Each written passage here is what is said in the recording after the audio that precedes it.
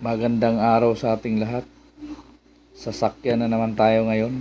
Ito, Montero.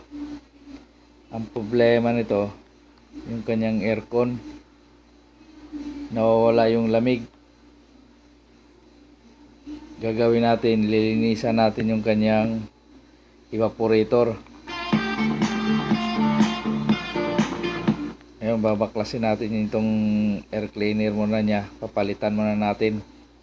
Ito, marumi na rin to. Mayroon na tayong pampalit niyan. Papalitan din natin yan. Ito na yung kanyang pampalit. Oh. Yan, bago. Ngayon, babaklasin natin tong kanyang condenser. Kaya ito muna tanggalin natin tong kanyang pan. Yan, tanggalin natin yan. Saka itong kanyang lock ng hood, tanggalin natin para malabas natin yung kanyang condenser. Kasi itong bakal na nakaano sa ilalim, fast forward lang tayo dito kasi wala tayong taga video.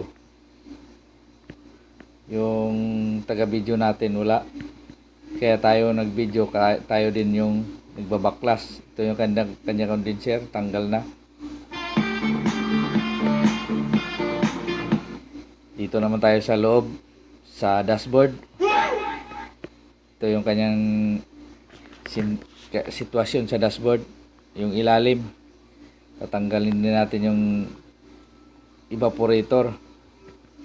Ito, luluwagan lang natin yung tornilyo na yan. Yung kanyang, ano yan, yung kanyang expansion valve. Tornilyo na expansion valve. Yung size G's. Yung kanyang tornilyo yan, luwagan lang yan. Pag maluwag na yan, matanggal ang tornilyo, matanggal na yan kanyang expansion valve, yung hole ay yung tubo na connect. Ito, natanggalan natin yung kanyang evaporator. Dito naman tayo sa likod. Sa likod ng kanyang aircon, yung kanyang evaporator, tanggalin din natin yung likod para linisan din natin, para lahat malinis.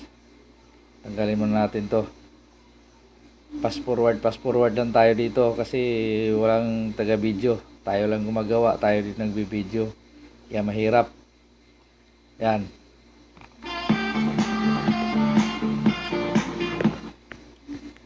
tanggalin muna natin yung kanyang pan